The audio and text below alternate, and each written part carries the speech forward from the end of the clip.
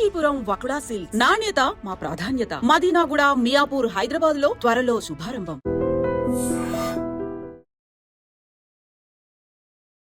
Hi, hello, నమస్తే, welcome back to iDream media. ఈరోజు మనతో ఉన్నారు MP certified mutual fund distributor అయిన శ్రీనివాస్ రెడ్డి గారు. ఎస్ఐపి ఈ ప్రొసీజర్ మనకి ఎప్పుడు లాభదాయకంగా మారుతుంది? జనరల్గా ఇందులో తక్కువ ఇన్వెస్ట్ చేసుకుంటూ వెళ్ళొచ్చు, ఎక్కువ ఇన్వెస్ట్ చేసుకుంటూ వెళ్ళొచ్చు అని చెప్తా ఉంటారు. ఇందులో ఎక్కువ ఇన్వెస్ట్ చేసినప్పుడు వచ్చే లాభం ఏంటి, అసలు ఆ లాభం ఎంత చూడొచ్చు, ఎప్పుడు చూడొచ్చు, దీనికి సంబంధించి పూర్తి వివరాలు తెలుసుకుందాం. నమస్కారం సార్. నమస్తే అండి విరాట్ గారు. నమస్తే సార్. ముఖ్యంగా ఈ ఎస్ఐపి అనే కాన్సెప్ట్ జనాల్లోకి బాగానే నాటుకుందని చెప్పొచ్చు. ఇంకా ఎక్కువ మందికి తెలియాల్సిన అవసరం కూడా ఉంది.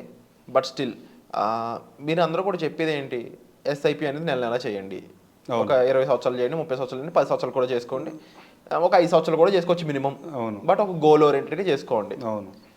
ఎక్కువ మెయిన్ ఇందులో ఇన్వెస్ట్ చేసే వాళ్ళందరూ కూడా నాకు తెలిసి మోస్ట్లీ 25 సంవత్సరాలు దాటేస్తే తర్వాత వాళ్ళే ఉంటూ ఉంటారు. ఇనిషియల్గా చేస్తే వాళ్ళు లక్కీ. బట్ 25 ఇయర్స్ దాటాక లేదా ఒక 30 మధ్యలో వీళ్ళందరూ కాస్త స్టార్ట్ అయ్యే వాళ్ళు కూడా చాలా మంది ఉంటారు. బట్ 25 to 30 మధ్య వాళ్ళు అనుకుందాం. వీళ్ళు ఎక్కువ డబ్బులు పెడుతున్నారు ఎస్ఐపిలో నెల నెల క్రమశిక్షణతో అనుకుంటే ఏం లాభం వస్తుంది వీళ్ళకి?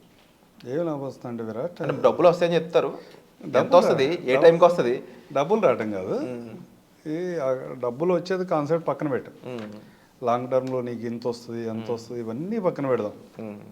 జనరల్గా ఒక 30 ఇయర్స్ పిల్లాడికి ఏం అవసరాలు ఉంటాయి? మినిమం నీడ్స్ అని నువ్వు చెప్పు. మినిమం నీడ్స్ అంటే డైలీ ట్రాన్స్పోర్ట్, ఫుడ్, ఇవన్నీ అయిపోయి హైదరాబాద్ ఉంటే రెంట్, ఇవన్నీ అయిపోయాయి. ఇవన్నీ వాళ్ళ శాలరీ నుంచి వాళ్ళు ఫిల్ఫిల్ చేసుకుంటారు. అవి అయిన తర్వాత మాత్రమే ఇన్వెస్ట్మెంట్ చేస్తారు ఎవరైనా సరే. ఇంకా ఏముంటాయి గోల్స్? ఏముంటాయి ఫ్యూచర్లో ఇతను చేయాల్సిన మేజర్ యాక్టివిటీస్ ఏముంటాయి లైఫ్లో? చిల్డ్రన్ ఎడ్యుకేషన్, మ్యారేజ్, మూడోది రిటైర్మెంట్. అవును, ఈ మూడే కదా. ఈ మూడింటికి నేనేమంటానంటే మీ శాలరీతో సంబంధం లేకుండా ఇవాళ 25, 22nd, 23rd ఇయర్లో జాబ్లో స్టార్ట్ అయిన వాళ్ళైనా లేదా 25 years జాబ్లో స్టార్ట్ అయిన వాళ్ళైనా మినిమం ₹1,00,000 శాలరీతో స్టార్ట్ అవుతున్నారు చాలామంది. అందరూ అని నేను చెప్పను, దాంట్లో స్ట్రగుల్స్ ఫేస్ చేసేవాళ్ళు ఉంటారు, అబ్నార్మల్ శాలరీస్ ఉన్నవాళ్ళు ఉండొచ్చు. నువ్వేమన్నా చేయి నీ శాలరీతో 2 లక్షలు వస్తుందా, 3 లక్షలు వస్తుందా, 5 లక్షలు వస్తుందా పక్కన పెట్టు. ఒక 20,000 ఎస్ఐపి చేయి.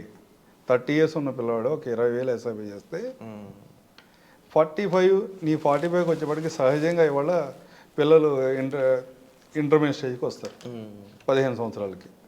30s పిల్లలు ఉన్నారనుకుంటే కూడా వాళ్ళు 15వ సంవత్సరం వచ్చేప్పటికి వాళ్ళు ఇంటర్మీడియట్ స్టేజ్కి వస్తారు.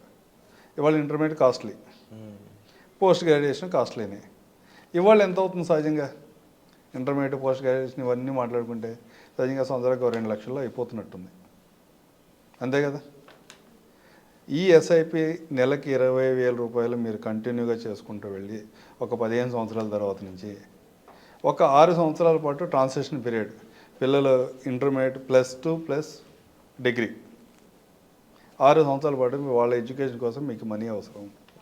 మీ ఎస్ఐపి కంటిన్యూ చేస్తూనే ఉండండి టిల్ మీరు ఎర్న్ చేయటం ఆపే వరకు, అప్ టు 60 సహజంగా ఎవరు మాట్లాడుకున్నా కానీ. మధ్యలో నీకు 45 వచ్చినప్పటికీ ఒక 5-6 years నీకు మనీ కావాలి కంటిన్యూస్గా. నీ ఎస్ఐపి వాల్యూలోంచి ప్రతి సంవత్సరం వాళ్ళకి కావాల్సిన ఎక్స్పెన్సెస్ అన్నింటినీ విడ్రా చేసుకో. 5 lakhs కావాలా, 3 lakhs కావాలా, as per your requirement withdraw చేసుకో. సహజంగా ఇవాళ ఉన్న ట్రెండ్ ఏంటి? డిగ్రీ అయిపోతుంది, ఒక 2 years ఉంటున్నారు, ఇక్కడ ఏదో జాబ్ చేస్తున్నారు. మళ్ళీ చాలామంది పిల్లలు ఎడ్యుకేషన్ అని అబ్రాడా లేకపోతే ఇండియాలో ప్రెస్టీజియస్ ఇన్స్టిట్యూషన్సా వాటిలోకి వెళ్తే ఒక 50-60 లక్షలు ఈజీగా ఖర్చు అయింది. ఇవాళ 10-15 అయిపోతుంది. మనం ఇంకొక 15 సంవత్సరాల తర్వాత గురించి మాట్లాడుతున్నాం, 50-60 lakhs అయిపోతుంది. ఆ 50-60 lakhs కూడా నువ్వు ఏదైతే ఎస్ఐపి చేస్తున్నావో అక్కడి నుంచే విడ్రా చేయి. తర్వాత ఇంకో 2 సంవత్సరాల తర్వాత పిల్లలు మ్యారేజ్ అంటాం. ఇవాళ సహజంగా మిడిల్ క్లాస్లో ఉన్న వాళ్ళు కూడా దగ్గర దగ్గర ఒక 25-30 లక్షలు ఖర్చు పెడుతున్నారు మ్యారేజ్ అంటే. అప్పుడు కూడా నీ ఆలోచన కూడా ఈ విధంగానే ఉండి, ఈ విధంగానే నేను మ్యారేజ్ కూడా మంచిగా చేయాలి, అది మెమొరబుల్ ఈవెంట్, దాన్ని అట్లాగే సెలబ్రేట్ చేద్దామని మీరు అనుకుంటే ఆ రోజుకి ఇక్కడి నుంచి ఒక 20 సంవత్సరాల తర్వాత క్యాలిక్యులేట్ చేస్తే ఒక 1 crore ఖర్చు అవుతుంది. ఆ 1 crore కూడా నీ ఎస్ఐపిలోంచి విడ్రా చేయి. తర్వాత ఫైనల్గా ఉంది నీ రిటైర్మెంట్. నీ ఎస్ఐపిని చివరి దాకా అట్లాగే కంటిన్యూగా చేసుకెళ్ళు. నీ రిటైర్మెంట్కి 1.5 కోటి నుంచి 2 కోట్లు విత్డ్రా చేసుకో.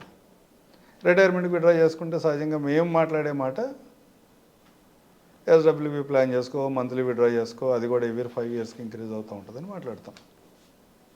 అంటే ఇది ఓన్లీ మ్యూచువల్ ఫండ్లోనే జరిగిద్దా, ఇంకే ఎసెట్ క్లాస్లోనే జరగదా అంటే రిటర్న్స్ అనేవి ఇవన్నీ కూడా నేను 13% రిటర్న్స్ ఎసెట్ క్యాలిక్యులేట్ చేసి మాట్లాడుతున్నాను. ఇవన్నీ కూడా మినిమం రిటర్న్ 13% ఎక్స్పెక్ట్ చేస్తున్నాను నేను. ఆ రిటర్న్స్ బేసిక్గా చేసుకుని క్యాలిక్యులేట్ చేసి మాట్లాడినాను. ఇదే రిటర్న్ నీకు ఏ ఎసెట్ క్లాస్లో వచ్చింది అనుకున్నా ఎక్కడైనా ఇన్వెస్ట్ చేసుకో. అయితే గోల్డ్లో ఇన్వెస్ట్ చేస్తావా, రియల్ ఎస్టేట్లో ఇన్వెస్ట్ చేసుకుంటావా, ఇంకో కాన్సెప్ట్లో ఇన్వెస్ట్ చేస్తావా, ఎక్కడైనా ఇన్వెస్ట్ చేసినా. మీరు చెప్పిన పద్ధతిలో ఎవరైనా ఇన్వెస్ట్ చేసి డబ్బులు పొందారా? నా దగ్గర 15 years ఎక్స్పీరియన్స్ ఉన్న వాళ్ళు అయితే లేరు, కానీ 10 years ప్లస్ సింగిల్ ఎంపీ కూడా ఈ రోజు వరకు కూడా విత్డ్రా చేయకుండా అట్లాగే హోల్డ్ చేసి పెట్టిన వాళ్ళు అయితే ఉన్నారు, చాలామంది ఉన్నారు. వాళ్ళందరూ రిటర్న్ కూడా వాళ్ళ మార్కెట్ కండిషన్స్ దగ్గర ఫండ్స్ అన్నీ కూడా దగ్గర 20-25% కరెక్ట్ అయిన తర్వాత కూడా వాళ్ళ రిటర్న్స్ అన్నీ కూడా మోర్ దెన్ 15% ఉన్నాయి. ఓకే, 15% కంటే ఎక్కువ ఉన్నాయి వాళ్ళ రిటర్న్స్. హైయెస్ట్ పర్సెంటేజ్ తెలుసుకోవచ్చా? హైయెస్ట్ పర్సెంట్ ఇవాళ కూడా 21-22 ఉన్నారు. 22% రిటర్న్స్ ఉన్నారు.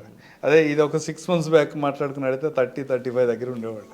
ఫండ్ మాత్రం మిమ్మల్ని కలిస్తే అని చెప్తారు, మిమ్మల్ని కలిస్తేనే ఫండ్ ఏంటని చెప్తారు. అంతే కదా, ఆబ్వియస్గా. అంటే వీటన్నిటిలో కూడా మేము ఎంత పని చేస్తున్నాం అంటే నేను ఫైనాన్షియల్ బెనిఫిట్ కోసమే పని చేస్తున్నా, నేనేమి సేవ్ చేయట్లా, ఎంజాయ్ కాదు. ఎవరైతే అంటే దీంట్లో నాకు నాలెడ్జ్ ఉంది, నేను ప్రాపర్గా చేసుకోగలను, నేనే అసెస్ చేసుకోగలను, అంత టైం ఉంది, నాలెడ్జ్ ఉందను డైరెక్ట్ ఇన్వెస్ట్మెంట్ హ్యాపీగా చేసుకోవచ్చు. దాంట్లో తప్పేం లేదు.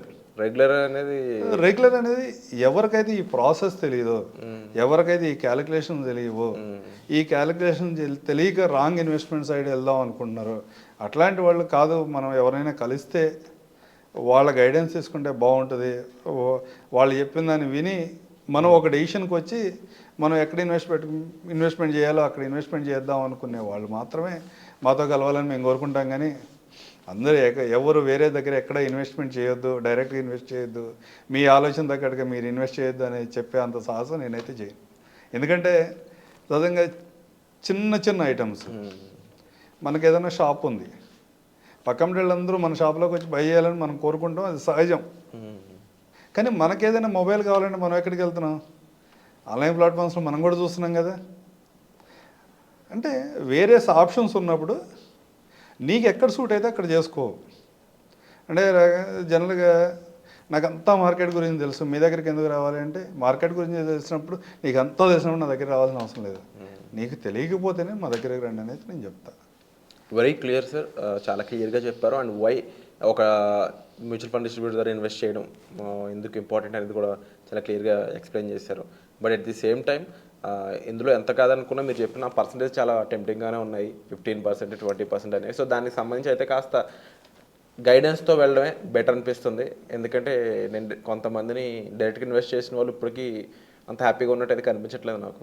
ఎన్ని మాట్లాడుకున్నా విరాట్, దీంట్లో 15% ఉన్నాయా, 20% ఉన్నాయా, పాస్ట్ రిటర్న్ మాత్రం ఎప్పుడూ క్యాలిక్యులేట్ చేసుకోవద్దు. ప్రజెంట్ మీ ఎక్స్పెక్టేషన్ 12-13 దగ్గరే ఉంచుకోవాలి ఎవరైనా సరే. ఆ రకంగా గోల్స్ ఫిక్స్ చేసుకో, ఆ రకంగానే మీ క్యాలిక్యులేషన్స్ అని, ఫ్యూచర్ క్యాలిక్యులేషన్స్ అని ఉండాలి. ఎగస్ట్రా దానికన్నా 13-14 కంటే ఎగస్ట్రా వస్తే కనుక అది బోనస్ అనుకోండి. కానీ ఈ రోజే మీరు 17-18 దగ్గర మాత్రం ఫిక్స్ అయ్యి మీ గోల్స్ని ఫిక్స్ చేసుకోవాలి. Wonderful sir. సో తప్పకుండా ఇలాంటి right guidance, right information and accurate information, real లైఫ్లో ఏం జరుగుతుంది అనే ఒక రైట్ ఇన్వెస్ట్మెంట్ ఐడియాస్ కోసం మీరైతే శ్రీనివాస్ రెడ్డి గారిని సంప్రదించవచ్చండి. అలాగే హై ఫామ్లో ఎస్ఐపి అనేది ఎలా ఉపయోగపడుతుంది సార్ చెప్పడం జరిగింది. ముఖ్యంగా గోల్ ఓరియంటెడ్గా ఎస్ఐపి అనేది చేస్తూ ఉంటారు. మీ గోల్స్ ఏంటి అనేవి కామెంట్ సెక్షన్లో తప్పకుండా మెన్షన్ చేయండి. వచ్చే ఎపిసోడ్లో మళ్ళీ కలుద్దాం. Thank you so much sir. Thank you.